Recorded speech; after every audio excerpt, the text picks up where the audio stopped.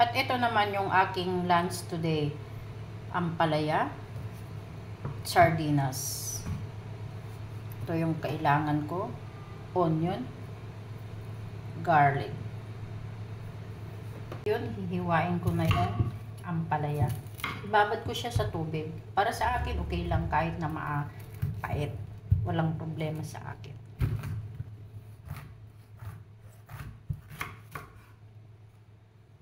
Kasi pag mapait, malalasahan mo yung ampalaya. At ito, tanggalin ko lang yung nasa gitna. Kasi, matigas na yung kanyang buto.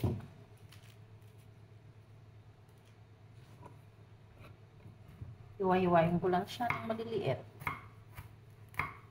Paborito ko ang ampalaya.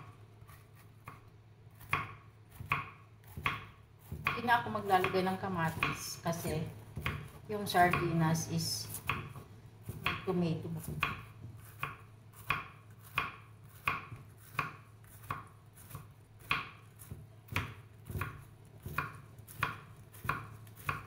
Kayo ba guys, gusto rin nyo ba yung ampalaya? Paborito. Yung mga iba, linalagyan pa nila ng asin. Pero sa akin, okay lang. I don't mind the bitterness. Gusto ko siya. Masarap din dito pag yung torta.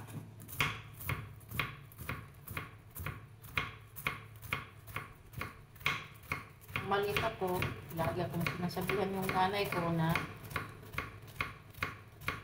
gamot daw sa malaria.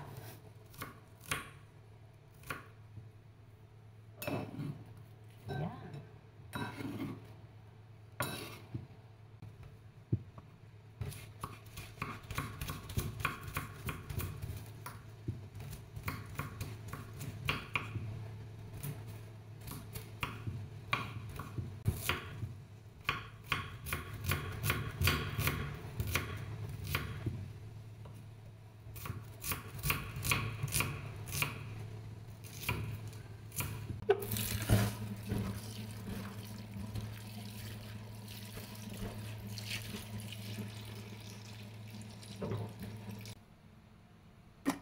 Maglalagay ako ng mantika.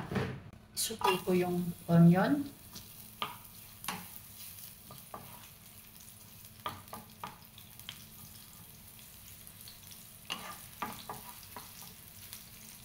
At yung bawang.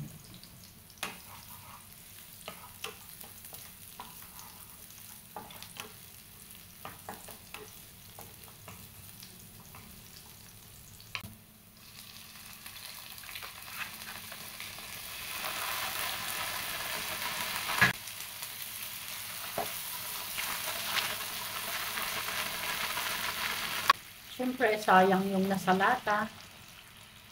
Lalagyan ko siya ng konting tubig.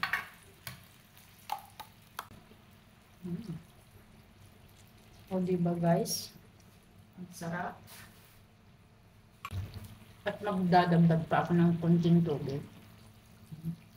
Para maluto yung ampalaya mamaya.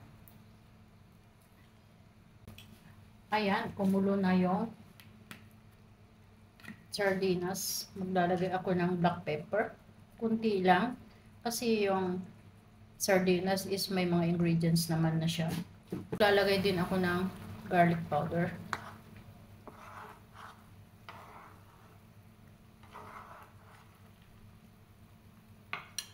And ilalagay ko na yung ampalaya.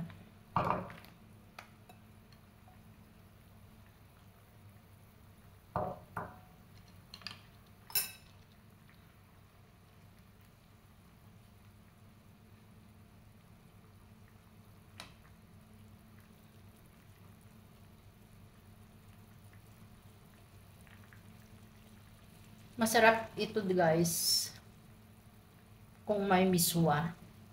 Wala akong nabili na miswa. So, ampalaya lang muna at sardines. Ayan guys, luto na yung ating ampalaya. Sounds good. It smells good. Taste good. Lahat na good, good, good. Ayan. Happy tummy. Happy lunch, mga mare. Sarap-sarap ang ating ulam for today. Sana hindi mapait yan, guys. But it's okay. I don't mind the bitterness. Yummers!